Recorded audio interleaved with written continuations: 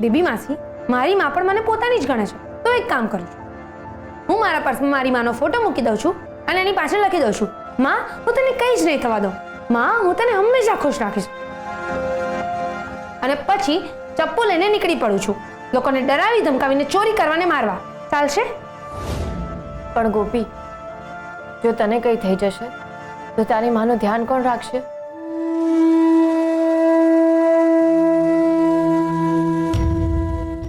ગોપી, બેટા તો ખોટી નથી, પણ ક્યારેક મગજથી નહીં મનથી પણ વિચારવું પડતું હોય છે. મને મારી મમ્મી યાદ આવી ગઈ. હું આને ફોન કરી આવું.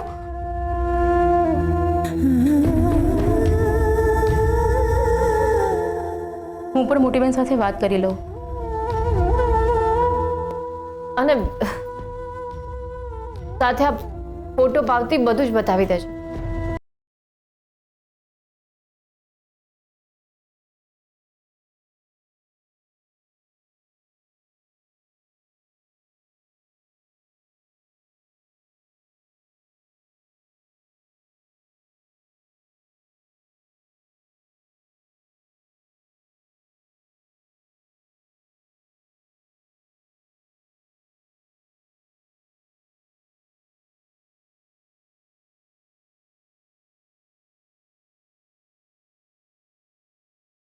શું થયું માસી?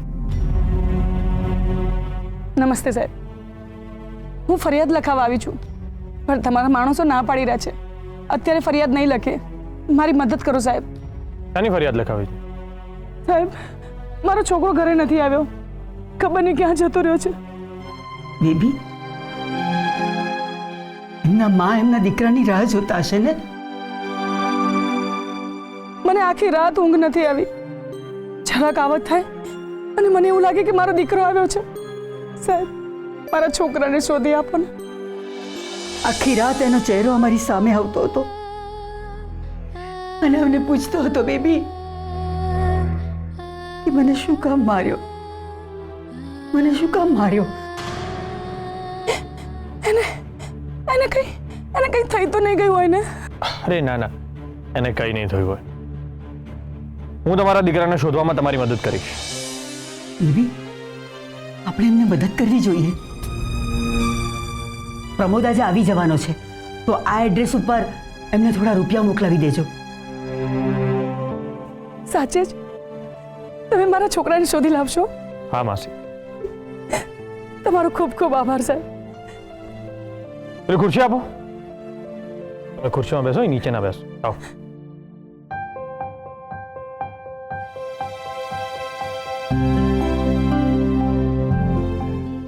સાહેબ, તમને ખબર છે, મારો છોકરો પણ મારી આવી કાળજી રાખતો હતો. જ્યારે હું બહાર ઓટલા ઉપર બેસું ને એટલે તરત ખુરશી લઈને આવી જતો હતો અને મને કહેતો હતો, આ લાકડાની ખુરશી તારી ચિત્તામાં બાળવા માટે મૂકી રાખી છે.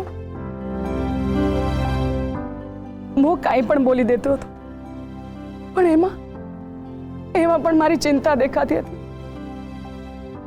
હું મારી માની મમતા દેખાડું એના પહેલા તો એનો વાલ દેખાઈ આવતો હતો. હા, તમે બેસો, હું વાત કરી લઉં. હા,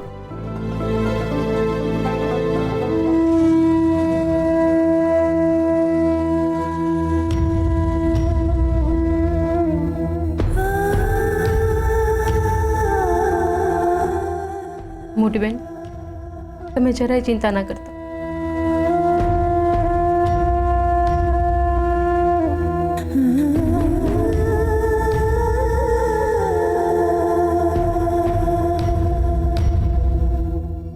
સોલંકી, પેલા જે બહાર બેઠા છે બેન, એમની કમ્પ્લેન લખી લો ને. સાહેબ, મેં એમને કહ્યું કે તમે ઘરે જાઓ, 24 કલાક પછી કમ્પ્લેન લખાવજો, પણ માનતા જ નથી. કહે છે કે શંકેશ્વર પાછું કોણ જાય. હવે એમાં હું શું કરું સાહેબ? હા સોલંકી, પણ એમનો છોકરો મિસિંગ છે. એક કામ કરો, એમનું બેકગ્રાઉન્ડ ચેક કરી લો કે છોકરો કેટલા વાગે જોબ પર જતો હતો, કેટલા વાગે આવતો હતો, કાલે કેમ નથી આવ્યો, એ બધું એકવાર ચેક કરી લો. અને જો કંઈક સસ્પિશિયસ લાગે તો આપણે 24 કલાક પહેલાં પણ કમ્પ્લેન લખી જ શકીએ છીએ. સોલંકી, એમની સાથે ડિટેલમાં વાત કરો. ઠીક છે સાહેબ. યસ કેદાર. સર, તમે જે પ્રમાણે કહ્યું હતું એ પ્રમાણે વિક્રમસિંહના ફોટા સાથે મેં દરેક મેડિકલ સ્ટોરમાં અનકોન્શિયસ થવાના ઇન્જેક્શન વિશે પૂછપરછ કરી, પણ દરેક મેડિકલ સ્ટોરવાળાએ ના પાડી. અને જે મેડિકલ સ્ટોરમાં સીસીટીવી કેમેરા હતા એ મેડિકલ સ્ટોરના સીસીટીવી ફૂટેજ પણ ચેક કર્યા, પણ વિક્રમસિંહ ક્યાંય ના દેખાયો. પણ સર, એક બાપ પોતાની દીકરીને આવા ઇન્જેક્શન આપે કે? I don't know Kedar. મારું એક મન હા કહે છે ને બીજું મન ના. આ વાત પર વિશ્વાસ પણ નથી થઈ રહ્યો. પણ કેદાર, તમે બંટીવાળો એંગલ પણ ચેક કરતા રહેજો, કદાચ કોઈક લીડ મળી જાય. સર, તમે એકવાર સીસીટીવી ફૂટેજ ચેક કરી લો, કદાચ તમે કોઈને ઓળખી જાઓ. કયો? આવો સર.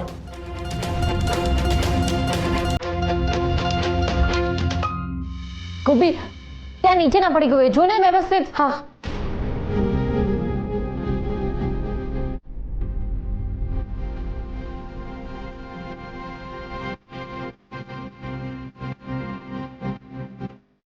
ક્યાં જતો રહ્યો છે ગોપી?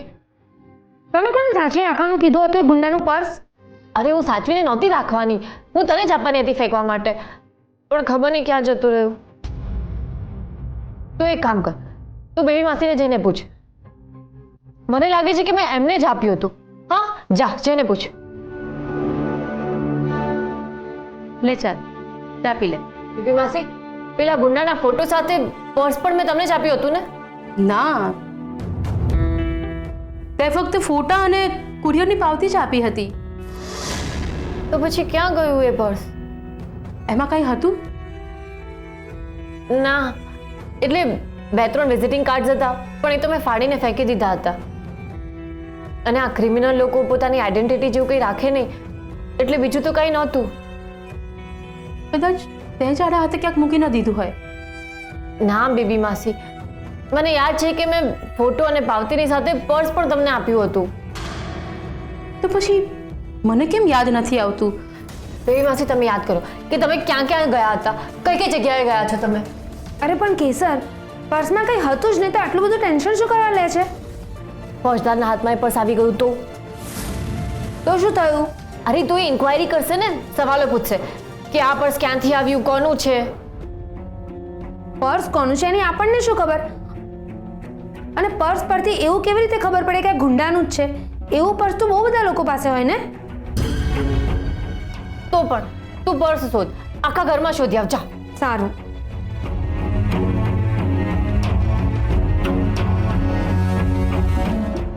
ખોવાયેલા વ્યક્તિનું નામ અને ઉંમર બોલો. દુર્ગેશ લક્ષ્મણભાઈ, ઉંમર 32ની આસપાસ હશે. ક્યાં કામ કરતા હતા? રાજગઢ શુગર ફેક્ટરીમાં કામ કરતો હતો. કંપનીનું નામ? કંપનીનું નામ તો સાહેબ ખબર નથી. માસી, રાજગઢમાં તો ઘણી શુગર ફેક્ટરી છે, જેમાંથી અમુક બંધ પડી ગઈ છે. જો તમને ફેક્ટરીનું નામ ખબર હોય તો અમે ડાયરેક્ટ ત્યાં જઈને તમારા દીકરાને શોધીએ. સાહેબ, એણે મને કીધું હશે, પણ મને યાદ ક્યાં રહે સાહેબ. ચાલ, ઘરેથી નીકળતી વખતે શું કહીને નીકળ્યા હતા? નોકરી ઉપર જાઉં છું એમ કહીને નીકળ્યો હતો.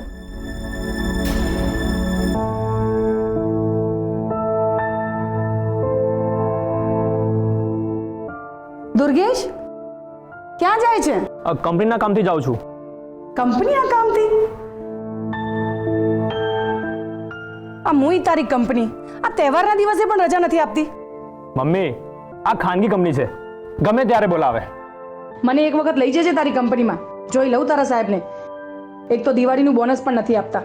મમ્મી, કદાચ બોનસ આપવા જ બોલાયો હશે, એટલા માટે જ જાઉં છું. એવું છે? હા. તો જા બેટા, મીઠાઈ ખાતો જા. અરે અરે અરે, ઉભી બેટા. હું જાઉં છું માં. હા, સાચવીને જજો. હા.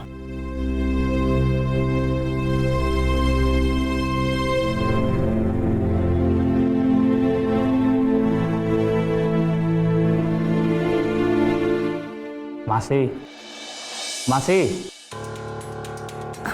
હા. શું કહીને નીકળ્યા હતા?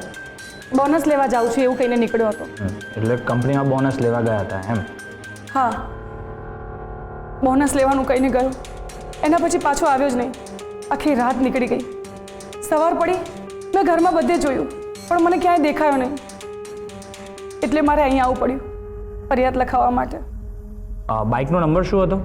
સાહેબ, એ તો મને નથી ખબર. સારું, ઘરે જઈને તપાસ કરજો. બાઇકના કાગળિયા મળે તેમાંથી નંબર જોઈને મને મેસેજ કરજો. એમનો ફોટો લાવ્યા છો? ના સાહેબ, એનો ફોટો નથી. ઠીક છે, ઘરે તપાસ કરજો. એમનો ફોટો હોય તો મને આ નંબર પર મેસેજ કરજો.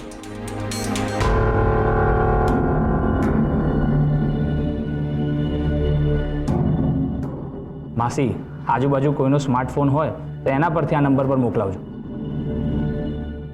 હવે તમે ઘરે જાઓ અને તમારા દીકરાને ઓળખી શકાય એવી કોઈ પણ વસ્તુ અથવા એ ક્યાં ક્યાં જઈ શકે કે કંઈ પણ માહિતી મળે તો આ નંબર પર મને મેસેજ કરજો. બાકી તમારો દીકરો જો અમને મળશે તો અમે તરત તમને જાણ કરીશું. ભલે સાહેબ, પણ મારા છોકરાને શોધી આપજો. ભગવાન તમારું ભલું કરે.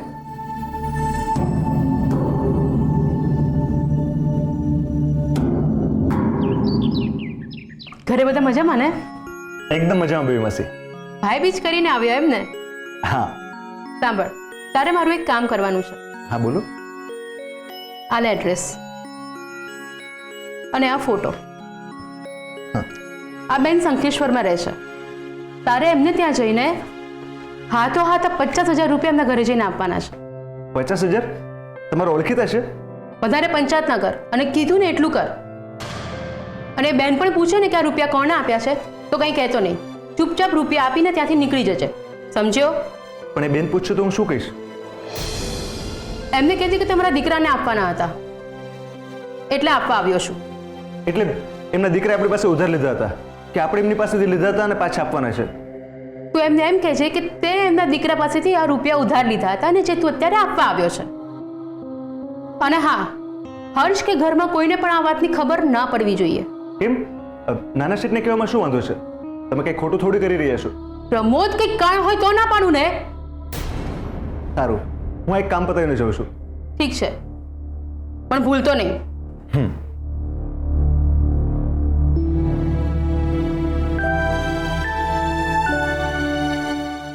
અરે આ બધી વસ્તુ આડાવડી કોણ મૂકી દેતું હોય છે? આ 2 દિવસ હું બહાર શું ગયો, બધી વસ્તુ જેમ તેમ મૂકી દીધી. બધી વસ્તુ આડાવડી થઈ જતી હોય છે. પર્સ? આ પર્સ કોનું હશે? કદાચ નાના શેઠનું હશે. દિવાળીમાં એમને નવું પર્સ લીધું હશે ને તો આ ફેંકો માટે અહીંયા મૂકી દીધું હશે. 1 મિનિટ, ફેંકવું હોત તો એમણે જાતે જ ફેંકી દીધું હોત ને. અહીંયા શું કામ મૂક્યું હોત? અચ્છા, કદાચ ભૂલી ગયા છે તો એમને જ પૂછી લઈશ ને પછી ફેંકી દઈશ.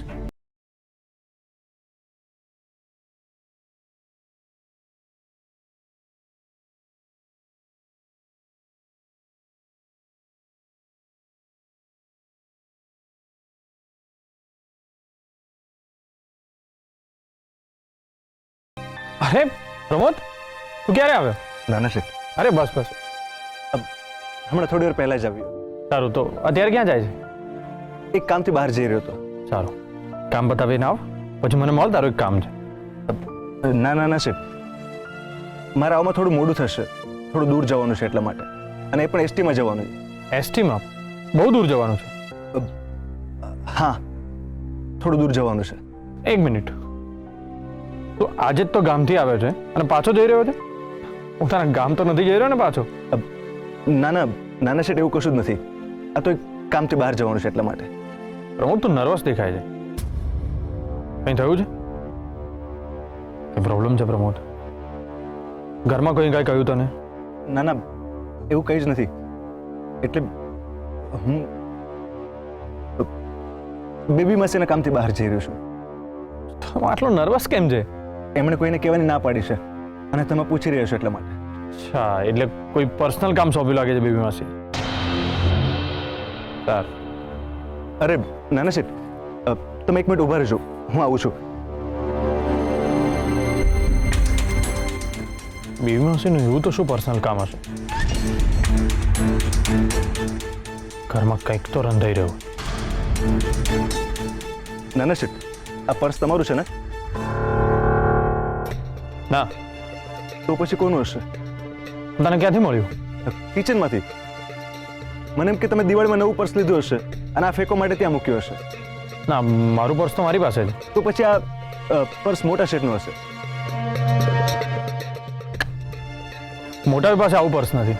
તો લાવ, હું ફેંકી દઈશ. ના, તું રહેવા દે, હું જોઈ લઈશ. સારું.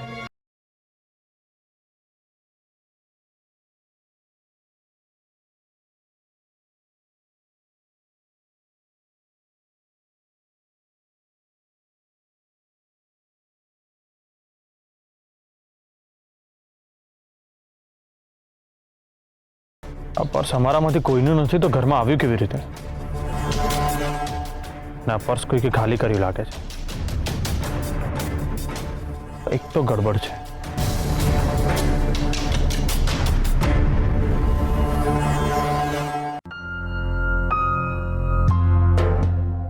બેબી માસી, બેબી માસી, મેં તમારા રૂમમાં પણ પર્સ શોધ્યું પણ ત્યાં પણ નથી. ગોપી, મને હમણાં જ યાદ આવ્યું. હું મોટી બેન પાસે ગઈ ત્યારે એમણે મને કહ્યું કે મેં એમને સવારની દવા જ નથી આપી. હા તો એટલે એમની દવા લેવા માટે હું નીચે કિચનમાં ગઈ હતી. ત્યારે પર્સ, પાવતી અને ફોટા મારી પાસે જ હતા. પણ જ્યારે મેં દવાનો ડબ્બો લીધો ત્યારે પર્સ ત્યાં મૂક્યું હતું. અને એ પછી દવાનો ડબ્બો લઈને હું નીકળતી હતી ત્યારે મને અચાનક કોકનો ફોન આવ્યો અને વાતમાં ને વાતમાં હું દવાનો ડબ્બો પણ ત્યાં મૂકીને આવતી રહી. અચ્છા, એનો મતલબ એમ કે પર્સ કિચનમાં જ રહી ગયું છે. હા ગોપી, ચાલ જલ્દી આપણે શોધવું પડશે. હા હા, ચાલ.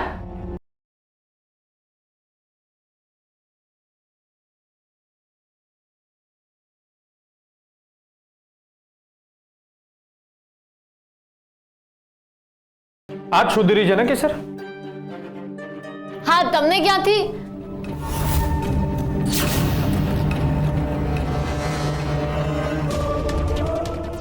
એટલે મારો તુક્કો સાચો પડ્યો કે તું પર્સ જ શોધી રહી છે.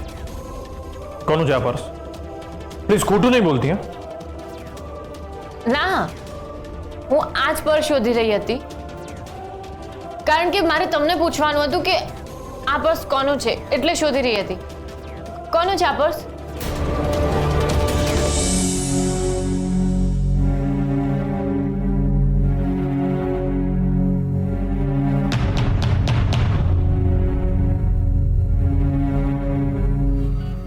હું મોટી બેનની દવા લેવા આવીને ત્યારે ડબ્બાની બાજુમાં જ મેં પર્સ મૂક્યું હતું. પણ અહીંયા તો નથી. પ્રમોદભાઈ ક્યાં છે? કદાચ એમને મળ્યું હોય. હા, હું આવી ત્યારે પ્રમોદ અહીંયા કંઈક કરતો હતો. એક મિનિટ.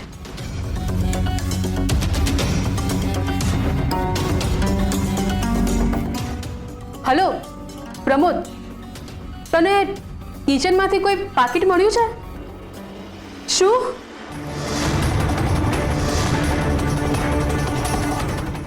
શું થયું? કેસર, આ પર્સ કોનું છે ઇમ્પોર્ટન્ટ નથી. આ પર્સ આપણા ઘરમાં ક્યાંથી આવ્યું ને એ મહત્વનો છે. હા, એ પણ બરાબર છે. કેસર, તને આ પર્સ સૌથી પહેલા ક્યાં દેખાયું હતું?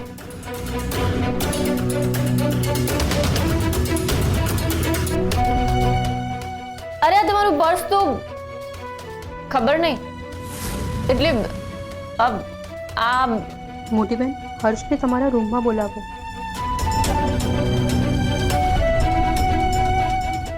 હા, તું શું કહેતી હતી? હા, એટલે હર્ષ, તું શું એક સામાન્ય પર્સ લઈને આટલી બધી પૂછપરછ કરી રહ્યો છે? હા, અરે હશે કોઈનું. લાવ, મને આપી દે.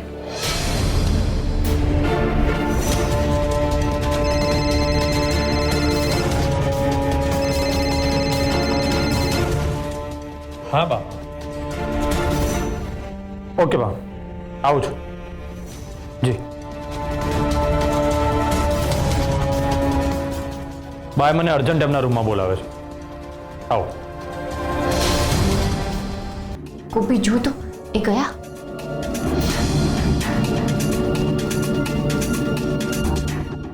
આપણે આ પર્સની કોઈ વાર્તા બનાવવી જ પડશે. હો, આ પર્સ મને ગાર્ડનમાંથી મળ્યું એવું કહીએ તો? હા, બરાબર છે. પણ કોનું છે એ નથી કહેવાનું. આપણને આ પર્સ વિશે કશી જ ખબર નથી. ઓકે? બરાબર. અને હર્ષ કંઈક વધારે પૂછશે તો આપણે કહી દઈશું કે કેસર જ્યારે પાછી આવી ત્યારે અંતિમ સંસ્કાર વખતે બધા બહુ જ લોકો આવ્યા હતા, તો કદાચ એમાંથી કોઈનું પડી ગયું હશે. હા, બરાબર આઈડિયા છે. પણ હવે છેક મને પર્સ મળ્યું. જીજુને શંકા નહીં થાય? અરે કહી દઈશું કે ક્યાંક ખૂણામાં હતું અને તારી નજર હમણાં જ પડી. ઓકે, પણ જીજુ પૂછશે કે પર્સ ખાલી મળ્યું તો? તો કોઈએ પાકીટ મારીને ત્યાં ફેંકી દીધું હશે, એવું કાંઈ કહી દઈશું.